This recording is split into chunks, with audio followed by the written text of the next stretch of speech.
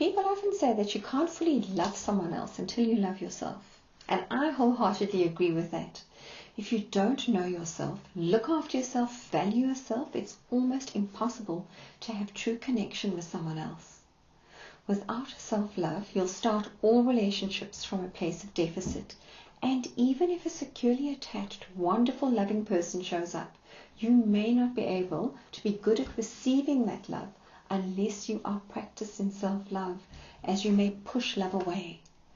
But did you know that there are two types of self-love that are both equally important? In this video, I'm going to give you clarity on the side of self-love that people tend to overlook.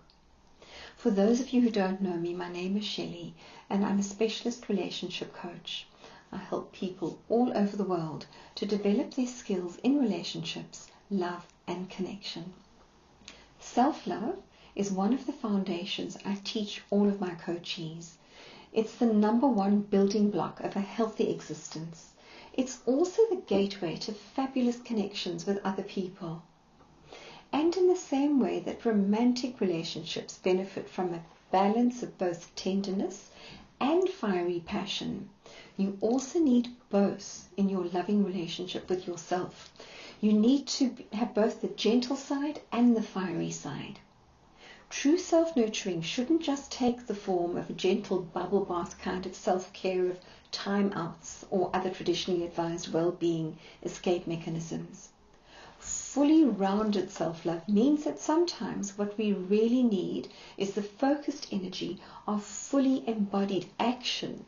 It means fully energized boundaries, and it means putting full energy into the pursuit of the things that your inner soul is crying out for, not just being aware of your passions, but taking a stand for them. In her book, Fierce Self-Compassion, the brilliant Kristen Neff talks about the yin and yang of our relationship with our own selves and the importance of balancing and integrating both tender and fierce energies to create a caring force that brings us into this wholeness. Fierceness means tapping into what we believe in, standing up for what makes us really us, and protecting our boundaries and taking bold steps forward in the pursuit of our desires. The reason that they're called the yin and the yang is that we need both, and we need them to be in balance with each other.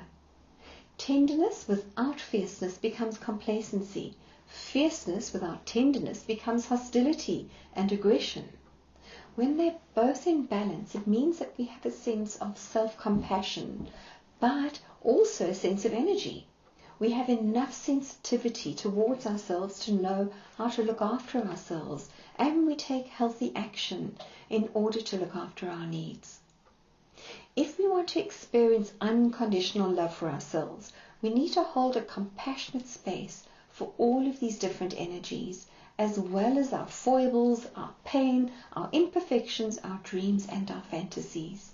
Exactly as we would want to be held by a partner when we're in a romantic relationship. We take the good with the bad, the softness with the strength, and the gentleness with the fiery passion.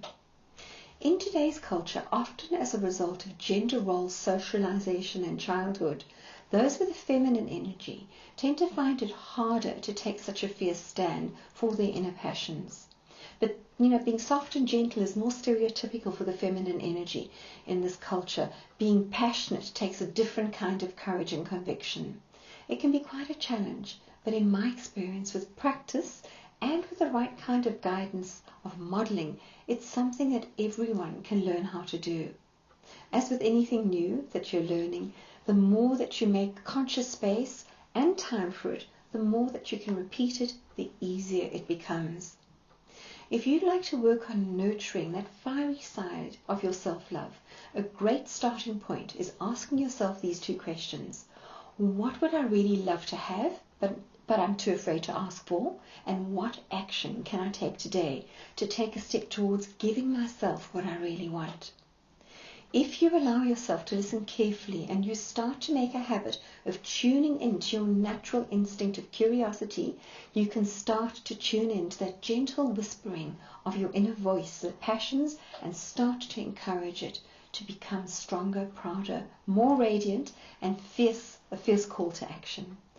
Self-love is not a woo-woo, pointless concept. It's an essential skill that's worth nurturing and developing, as it will support you on all your other skills around relationships and connection. If you'd like to hear more about the other foundational skills for a healthy relationship with yourself and others, you might take a look at my video called The 8 Core Ingredients of a Healthy Relationship.